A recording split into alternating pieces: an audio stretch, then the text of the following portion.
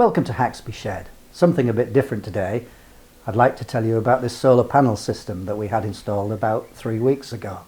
Now this is not just another solar panel promo video. Normally my videos are about my hobby machine workshop, but I thought you could be interested in this. So I'm just going to go through this from a very practical point of view. How did I choose it? Something about the installation and how it's operating so far. But in particular, I want to cover some areas that you just can't find out from the brochure, which is how does the app work? How much control do you really have? Stuff like that. Anyway, I hope you find it useful. So those of you with a keen eye will see that this is a Givenergy system. It's a 5 kilowatt inverter and a 9.5 kilowatt hour battery, both generation 2. Now, why did I choose it? It was more of a feeling than an exact science, because if I'm buying a computer or I'm buying a camera or anything like that, something that's highly technical, a TV, I'll take all the specs, I'll line them up one against the other, and I'll figure out which has got the best capability. But there just wasn't enough information available to make that sort of decision as I compared the various systems together. So some of this is to do with feeling and things that were important to me. So I watched a number of YouTube channels, UK based, and the people who had put the most thought into these things were choosing a Givenergy system. That's not to say other systems wouldn't be just as good. I'm just saying how I decided. Now the things that were important to me was that this is UK designed and very much optimized for the UK marketplace, to use the tariffs, the smart tariffs that are now available from some of the energy suppliers in the UK. And again, I just stress, that's not to say this is the only one that will do that, but it was highly promoted on that basis. And particularly, it badges that it works very well, or it's optimized to work for Octopus. Octopus is a retail energy supplier here and seen as quite innovative, because you'll come to see that the choice of tariff has a big impact on how much money you can save. So, it was mostly from feeling, but I also know, like a number of the other companies, it is in the startup stages. I don't mean that it's a highly risky startup. It's hard to find the words to describe this, but it's an evolving market. So a bit like My Energy, if you know that company. The same thing, their products are very innovative, can't say the word, and are shaping the market. They're very disruptive in the market, but they are evolving. So I decided not to buy the generation 1 inverter of this system. I was only 2 or 3 months away from the generation 2 coming out, so I waited for that. And it has some advantages, some technical advantages, but I thought that a lot of the knowledge that had been developed around generation 1 will have gone in to improving generation 2. So that's why I chose Givenergy. It was as simple as that, really. So next I had to choose a supplier, an installer I should say, and I decided to look on Givenergy's list and try and find a platinum installer as near to me as possible, because I thought a platinum installer, they have the experience and the knowledge of working with these systems and would have more leverage with Givenergy. And so I chose a company called iVolts, which was the nearest platinum installer to me. So they're in Doncaster. I'm in York, in North Yorkshire, so they're in Doncaster, about 40 miles away. And it was near enough to go and see them if I needed to, and to go and complain if I needed to, but I never needed to do that. So, I asked for quotes from 4 different companies. One was national, 2 local, and then iVolts.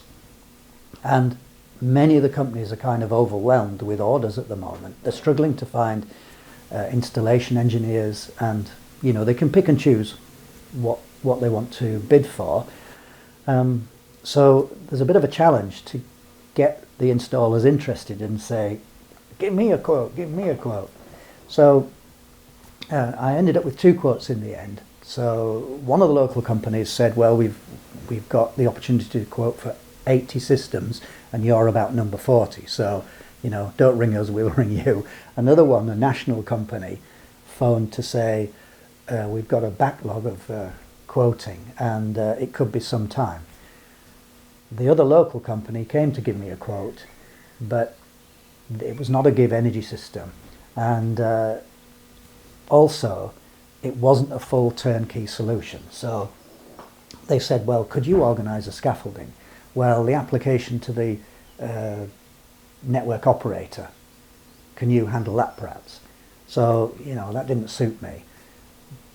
iVolts gave me a quote for a complete turnkey solution. So they organised the scaffolding, they organised the bird protection. There's a lot of pigeons around here, and you know, the last thing you want is pigeons nesting underneath your panels. So because that was total and complete, and also they were very, and it suits me personally, they were quite transactional, which sounds a negative, but it's not for me, because it's kind of data based as opposed to just relationship based, right? So I took some photos and I wrote to them and said, look, this is what I've got. This is about the size of system I need. And they came back with a quote. And then the deal was you had to accept the quote before they would come and do the survey. Now, you know, you might have been able to get out of that if you said, yes, I'll have it. And the survey found that you needed, you know, it was going to cost you double. And I guess you could get out of that. But you can imagine their situation is they've got all these systems to quote for, and if they're competing against 3 or 4 or 5 other companies, they could waste a great deal of time. So I said, yes, I accept the quote, and the quote was, it was a proper contract, and it was properly laid out with the name of every item and how much warranty there was on every item, which I like. So they came to do the survey, and they said, right, okay, you don't have enough ways on your consumer unit, your switchboard, if you like. So we'll have to add a supplementary switchboard, and also because of the distance from here to the house, we'll need to put in a radio link, a LoRa radio system, and therefore it's going to cost you extra. And the bird protection I asked for, it was optional, I took that as an extra, but it was all in the package. So it cost me a little bit more than the original quote, but everything was clearly identifiable. Now, once I'd accepted that quote after the survey, I said, right, from now on, everything's down to you. If you find something that you've just missed, you've got to sort that out. Now, if they'd come to my house and then got inside my consumer unit and found the whole thing was unsafe, I couldn't ask them to cover the cost of that. But as it turned out, I did have a problem. Once this was in, I had a problem with tripping, to do with earth leakage, if you understand that. When you have computery type systems and batteries, you can get extra earth leakage. And they came back and they sorted that out without any quibble whatsoever. So, you know, I've been very happy with them. Anyway, that's how I chose an installer, and that's a little bit about the experience I had with them. I mean, the scaffolding turned up on the day they said it would. It came down on the day they said it would. They arrived and installed it on the day they said it would. It would have been done in one day, the whole thing really, the technical side of it, you know, had they not had to come back to fix this tripping problem, which they did about a week later. I was on holiday for a week, which didn't help. So let's take a breath there, hold on. Right, taking a breath, reordered my thoughts. Let's talk about the savings. So when iVolts gave me the quote, they gave me a savings forecast and a forecast of how long it would take to pay for itself. Now, they said 10 years. That was a discounted cash flow forecast. So in other words, it took into account, you know, future inflation and so on. So it was a proper financial forecast, and it said 10 years. Well, that seemed too long to me. And when I looked at it, I realized that they'd not made any shown any savings for the battery, because that makes a huge difference. And they told me, I mean, I hope this is correct, they told me they're not allowed to include the savings that come from the battery in the forecast. I guess it's the regulator that defines that, I'm not sure. And when I put that in to the forecast myself, it would probably be about 7 years on paper, payback of about 7 years. I mean, to me it seems crazy that they can't include the battery savings forecasts in the quote, but They said it's because it very much depends on the actions of the user. If you've just got a solar panel system with no battery, you put the panels on the roof, the inverter's on the wall, and pretty much it looks after itself. If you're using the energy, you're making savings, and if you're not using the energy, it's going into the grid and you're getting something back. So it's you know, it just looks after itself. But with a battery, and this brings us back to the point about what control you have, it's how you're using the system that really drives the savings, you know, from being high or not so high, let's say that. So anyway, we'll come back and talk about what I'm really seeing a bit later. But that was the forecast. It was 10 years without the battery, and I'd estimate about 7 with the battery. Now, there used to be very good subsidies in the UK. There was something called the feed-in tariff, and the government would give you a certain amount of money for every kilowatt hour that you generate, regardless of what you actually used in your home. It was based on generation. And a lot of installers set up on that basis, and then the government took the tariff away because we have stop-and-go policies like most governments, and then a lot of those companies folded up. So let's talk very briefly about the panels. I've got 18 panels, 390 watts each, so that gives me a peak generation power of about 7 kilowatts. But because my roof is east-west, then that probably gives me a peak of about 5 kilowatts in the summer. And because I'm technically minded, I've been watching the panels and how much they're generating and so on. And if I take this example of my roof from this Lego house here, on a morning, my roof is almost, this line is almost north-south. So on a morning, I'm getting a lot of power from the panels because you get to a point where the sun is, you know, perpendicular to the roof. We see the brightest sun, of course, when the sun's in the south, but it's coming down quite shallow to the roof. So you'd think, oh, it's bright sunshine, but my roof's not generating very much. But it's because of this shallow angle. Okay, the sun's over both roofs, but the angle's shallow, and then it comes back round the other side of an evening, and then the power generated goes up quite a bit. Now, you do get a reasonable amount of power from the off side, so in other words, the opposite side to the sun, which has surprised me.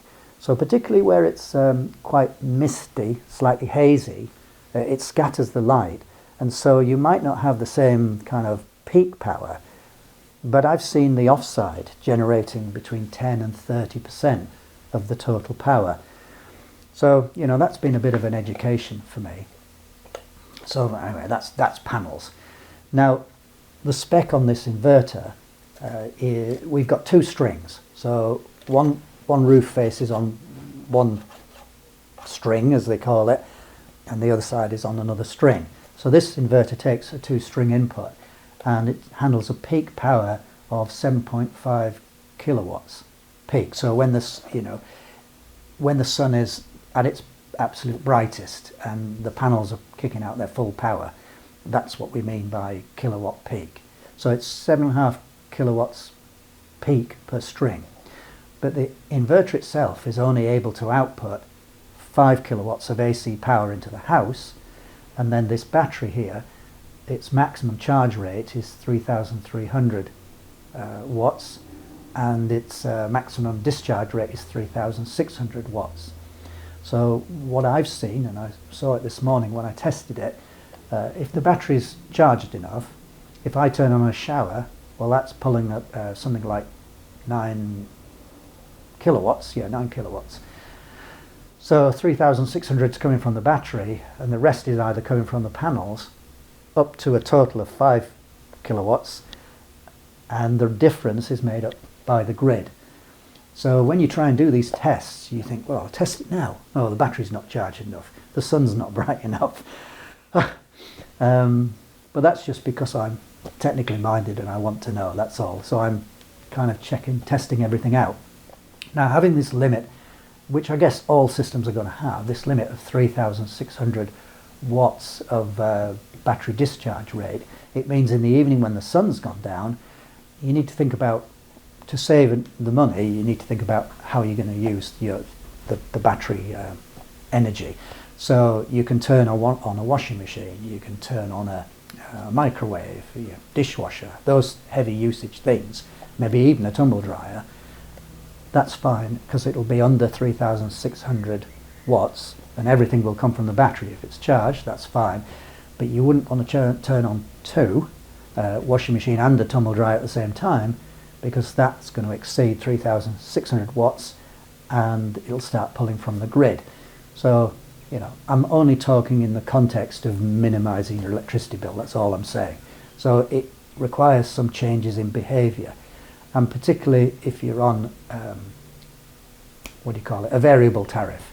So we're on economy 7 here, which means in the summer between 1:30 at night and 8:30 in the morning, we're on a much cheaper rate. We're paying 15 pence per kilowatt hour, whereas in the daytime it's 42 pence per kilowatt hour, I think. So, you know, we manage our energy to try and put as much as we can into that period, that 7-hour period. So, yeah. So let's say something about tariffs, and let's start with export tariffs. Now, not all energy retail companies in the UK will pay you to export energy. That's my understanding anyway. And many of them will only pay you 5p per kilowatt hour export. Others, Octopus is an example, they'll pay you something like 15p per kilowatt hour export on a flat rate, but they also have what they call agile tariffs, and the amount that you get paid can vary during the day. So Octopus, I'm not selling Octopus, right, but I happen to be with Octopus. They've got one now called Octopus Flux, which has the export tariff and the import tariff under the same contract, because for most companies the export tariff is a separate contract from the import tariff. Anyway, with Octopus Flux the two are tied together, so it's very cheap to import, but you don't get much for export during the night, but around tea time, so you know, whatever it is, 4:30 to 6:30, something like that, you get a very high cost to import, but you also get paid a lot to export. And this again is about this control we're talking about, that you need to get the most from that if if that's what you want to do. Whilst we're talking about tariffs, I think we just need to touch on smart meters. So, you know, back in the day, you'll be aware you can have standard tariffs with a dumb meter, that's how it's always been, and you can have economy 7 with a dumb meter as long as it's an economy 7 meter. But for the agile tariffs, you need to have a smart meter. And the smart meters hold a tariff for every half hour, so 48 individual tariffs they can hold. And if you're on the agile tariff, what happens is the day before the tariff rates are fixed, downloaded to your meter, and that's how you're charged. So you know, if you're going to get one of these systems, I really would recommend that you get yourself a smart meter.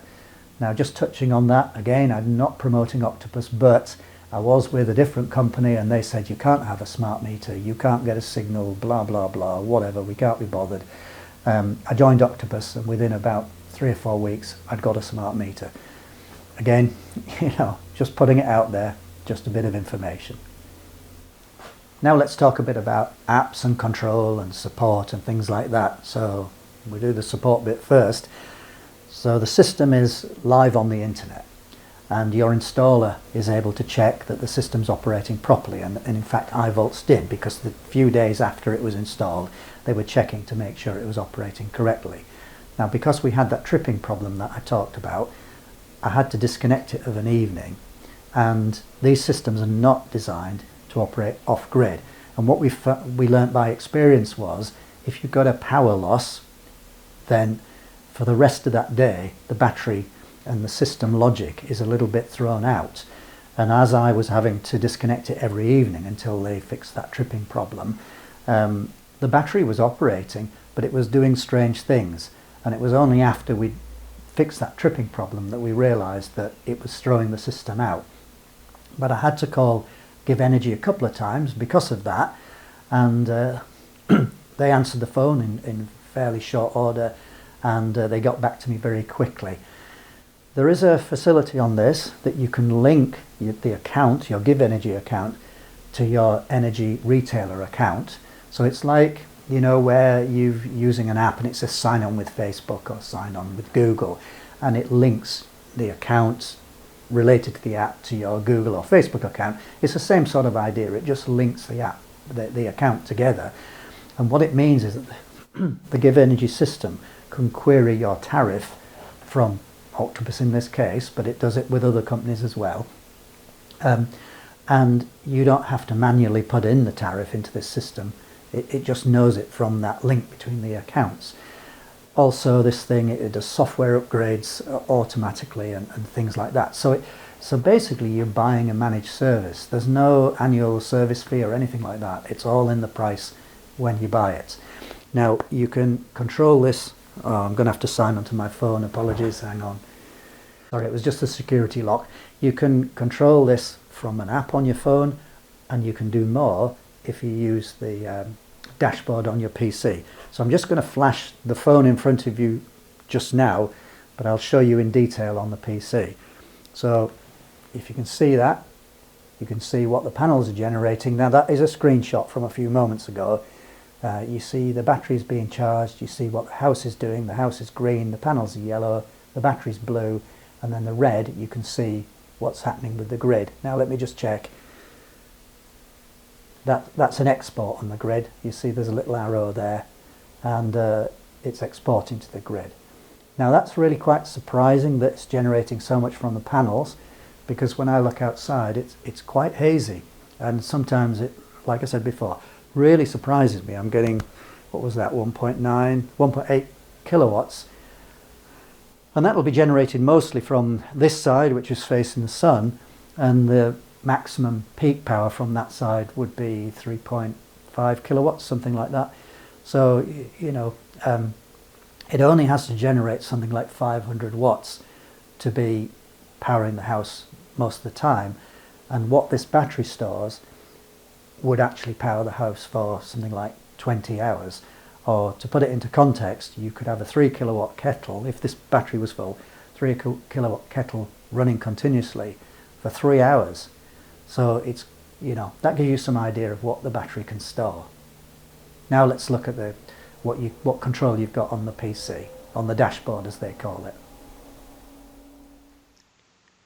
The problem I had researching these systems is a lot of the power is in the app, and you can't get onto the app until you've got a log on, and certainly in the case of Givenergy you don't get a log on until your system's been commissioned.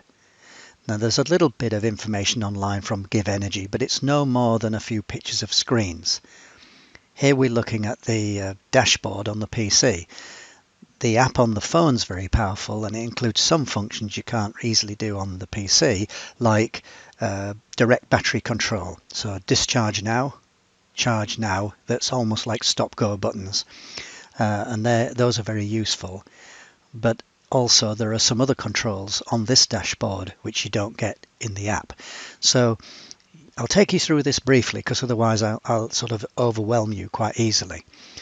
This mimic that you can see in the center here is telling me those dots that are flowing are saying, you know, I've got power coming from the panels, it's going into the inverter and some from the battery, and then the power's running out to the grid. Sorry, if I move my cursor around, it's going to keep flashing up boxes that make it a bit difficult for you to see. So I'll put the cursor to one side there.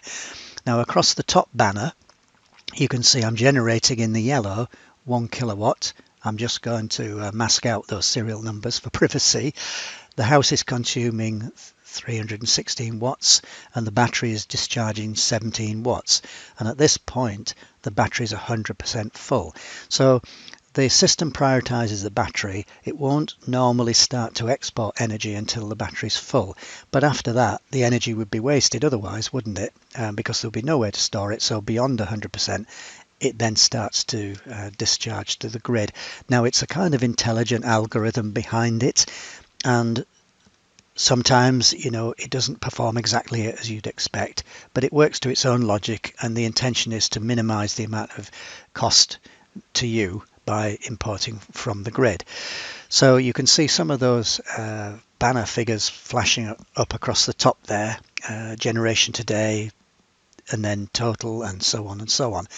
Now, if I move the cursor over to the left-hand side, immediately some boxes are going to start flashing up, but we'll just have to do it. So where we see power graph up here, you've got various graphs that you can look at. So what's flashed up now is what's happened so far today. So I have some things that do run through the night. If I just scroll a little bit there, you can see the time. So at 1:30 some equipment came on. That's just how we're set up here. And then nothing for many hours, and then came on again for a few hours there. When we got to 8:30, that's finished, and we're on economy 7 here. And then you can start to see the solar panels with the sun coming out, the solar panels starting to create energy. So if I go down to those bottom buttons, let's call them buttons for now, you'll be able to see that you can isolate each of the different colors on that graph. So I'll just move it now. So that's showing us all the battery activity. So above 0 is discharge and below 0 is charge. So this morning, when I put the shower on, so one of those peaks would be the shower, you could see the battery would be discharging.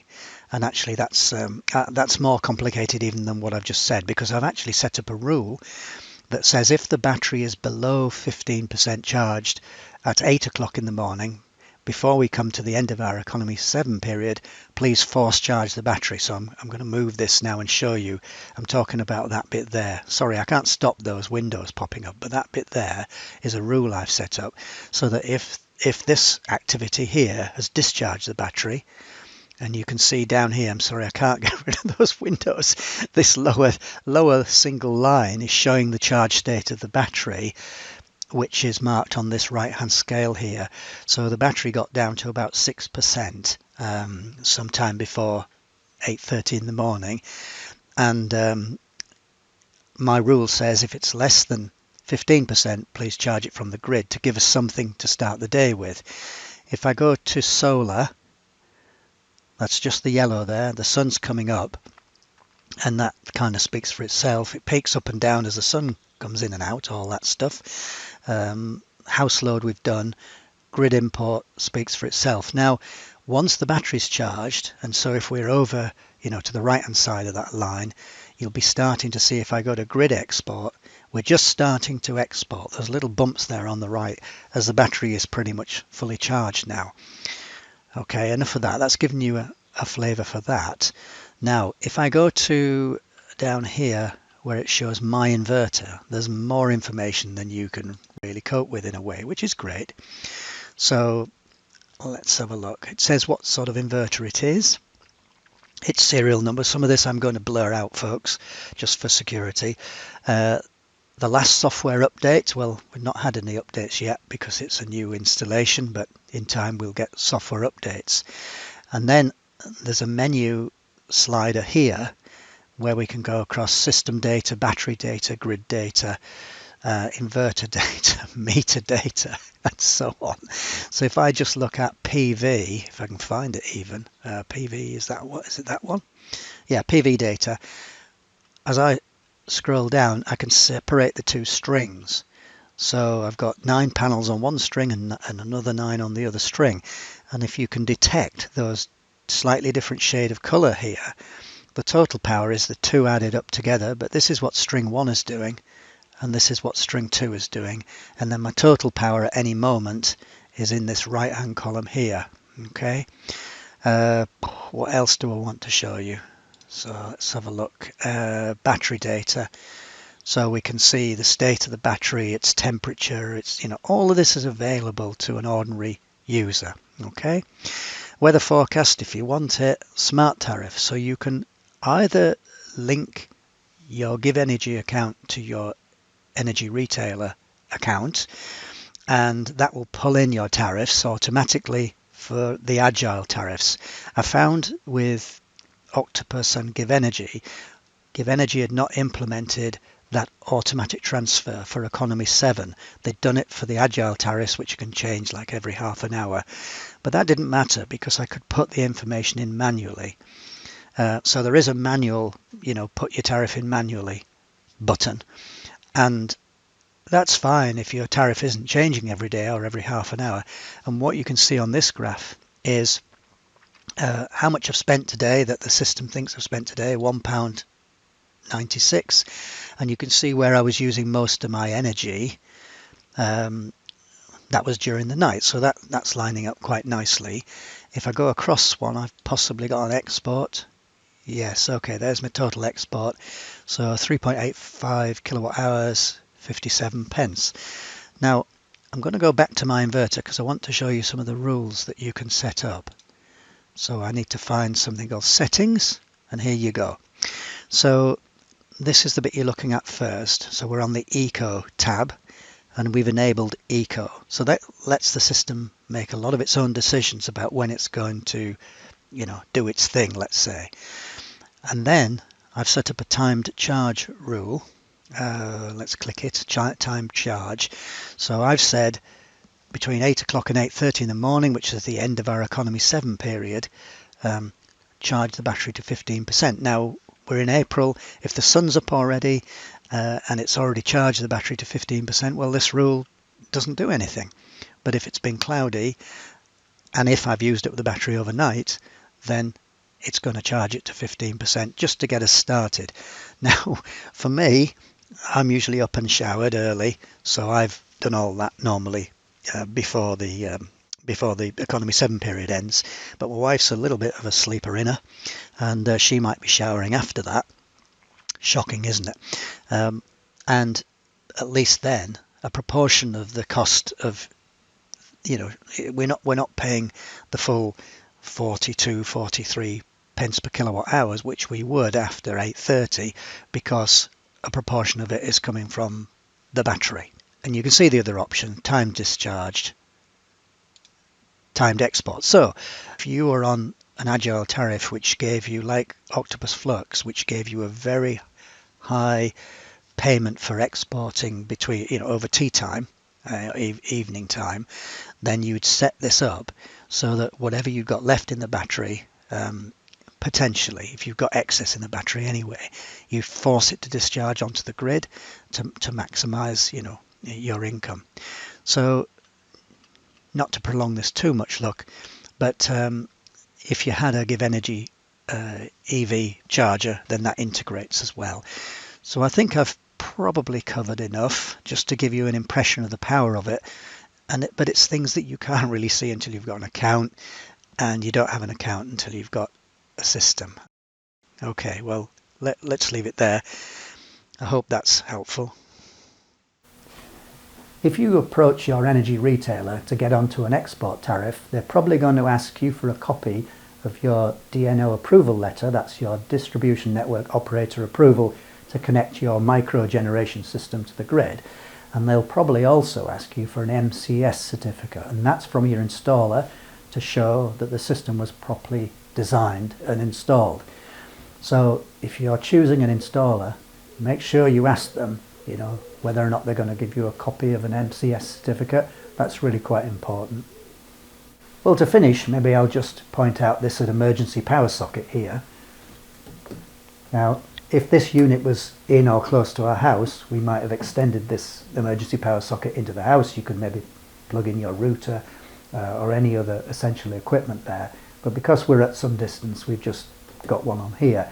And beside me is a freezer, which is quite useful to sit on when you're doing videos. But we just have that plugged in here. So if we get a power cut, the battery will run this freezer for as long as we want, hopefully. So I hope that wasn't too rambling. There's so much to say and it's hard to know what to cover, but I'm just trying to give you, a genuine experience rather than the usual promo video. I'd just like to add a postscript. I shot that video in mid-April, it's now the end of May, and the system's been performing extremely well. We've just got the export tariffs set up. It takes quite a while, there's a lot of steps to go through, but now it's up and running, it's a good feeling. Now, I did say that I was not sponsored by Octopus, which is absolutely true, but every Octopus customer can generate a referral link, and if you were to join Octopus with the referral link in the description, you'd get £50 and I'd get £50. Now, it could be you've got a friend and you'd rather give them the £50, but if you haven't got any friends, click the link in the description and give the £50 to me. Now, genuinely, it never crossed my mind when I started to make this video, and it's only as I've just been editing it up I thought, oh, well, why not? Anyway, it's your decision. I was going to make the video anyway, but it would be nice to have the £50. I hope that was useful. Thanks for watching.